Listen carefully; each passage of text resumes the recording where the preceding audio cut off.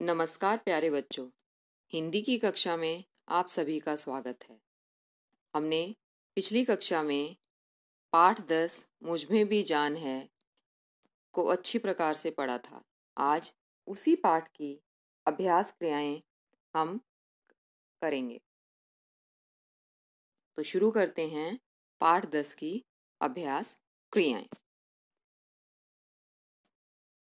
इन प्रश्नों के उत्तर दो। इन प्रश्नों के हमें मौखिक तौर पर उत्तर देने हैं। मौखिक का अर्थ होता है ओरली। क रशीद का परिवार कैसे गुजारा करता था? रशीद का परिवार जंगल से लकड़ियां काटकर उनसे पैसे कमाकर अपना गुजारा करता था। यानी इन प्रश्नों को हमें सिर्फ बोलकर अच्छी प्रकार से समझना है और सिर्फ मौखिक तौर पर करना है, कहीं लिखने की आवश्यकता नहीं है। दूसरा प्रश्न, रशीद कुल्हाड़ी लेकर कहाँ गया और क्यों? तो बच्चों इसका उत्तर क्या होगा?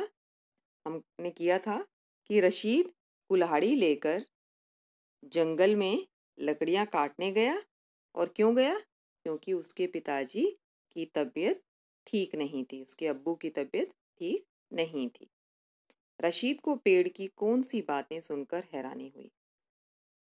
रशीद से जब पेड़ ने कहा कि हम तुम्हारी तरह बढ़ते हैं, तुम्हारी तरह हवा, पानी और भोजन की हमें भी आवश्यकता होती है, सिर्फ हम चलते फिरते नहीं हैं। ये सारी बातें जब रशीद ने सुनी तो उसे सुनकर बहुत हैरानी हुई।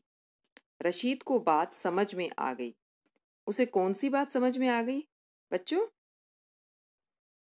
पाठ के अंत में उसने बोला था ना, तो रशीद को बात समझ में आ गई। कौन सी? कि पेड़ों में भी जान होती है और हरे भरे पेड़ों को हमें नहीं काटना चाहिए। उसको ये बात समझ में आ गई। अब उसके पश्चात है ये लिखित, जो आपको अपनी अभ्यास पुस्तिका में लिखने हैं। रशीद के पिता रोज जंगल क्यों जाते थे? हमने पिछले सप्ताह इन प्रश्नों को कर लिया था, लेकिन आज एक बार फिर से इनकी दोहराई कर लेते हैं ताकि आपको अच्छी प्रकार से पाठ समझ में आ जाए और उसकी अभ्यास क्रियाएं भी समझ में आ जाए। रशीद के पिता जंगल से लकड़ियां लेने रोज जंगल जाते थे। रशीद लकड़ियां काटने क्यों गया? पिता की तबीयत ठीक न होने के कारण रशीद लकड़ियां काटने गया। तीसरा, रशीद क्यों डर गया? क्यों डर गया? यस, किसी के रोने की आवाज सुनकर रशीद डर गया। काटने से पेड़ को दर्द क्यों होता है? पेड़ में भी जान होती है, इसलिए काटने से उसे दर्द होता है। अब ये समझो और पढ़ो। इसमें श और च को मिलाकर श बनता है, यानी आधा श और च। तो उसके शब्द क्या हैं? आश्चर्य, निश्चय, पश्चात, ऐसे ही श, श्याम, अवश्य, आवश्यक, यानी इनमें आधा श है और उसके पश्चात दूसरा व्यंजन जोड़ा गया है। बोल बोल कर सिर्फ पढ़ना है इनको, ताकि आपको पता चले कि क्या फर्क है। बाकी साफ, फिक्र, फैसला, माफ, तरफ, रोज, आवाज, जमीन, जमाना, जहर। जैसे सिंपल फ होता है और उसके नीचे अगर फ के नीचे ये बिंदु लगा रहो तो हमें फ को थोड़ा सा फैलाकर, मतलब थोड़ा सा खींच कर बोलना है। ऐसे रोज, जेड की साउंड देता है। र पदेन और र रेफ। पदेन मतलब जो पैरों में र की मात्रा है और रेफ मीन्स जो ऊपर र की मात्रा जाती है। के रूप समझो और लिखो। यहाँ पे क के पैरों में क्र साउंड हो जाएगी। क्रम, फिक्र, क्रिया, क्रोध। जब ऊपर र जाता है तो पहले र को बोलेंगे और बाद में ऊपर मात्रा को लगाएंगे। जैसे क के ऊपर लगी है र की मात्रा, परंतु हम क्या कर रहे हैं? पहले बोल रहे हैं। अर्क, फर्क, तर्क, पार्क। यहाँ र लंबा, वहां क्रम। छोटी र की, जब पैरों में होता है तो बहुत छोटी सी साउंड बोलेंगे, यानी उसकी आवाज़ ध्वनि बहुत छोटी होगी, लेकिन जब ऊपर र की मात्रा लगेगी यानी कि रेफ में जाएगी तो र लंबा खींचा जाएगा। ठीक है बच्चों, आशा करती हूँ कि आपको समझ में आ गया होगा। अब उल्टे अर्थ वाले शब्दों को रेखा खींचकर मिलाना है। साफ को गंदा से पहले आप क्या करेंगे, इन सब के सामने 1 2 3 4 5 6 नंबर लिख लेंगे, सो दैट कि आप लाइन खींचने की जरूरत नहीं है, बड़े हो गए हैं आप लोग, नंबर से भी मैच कर सकते हैं इनको।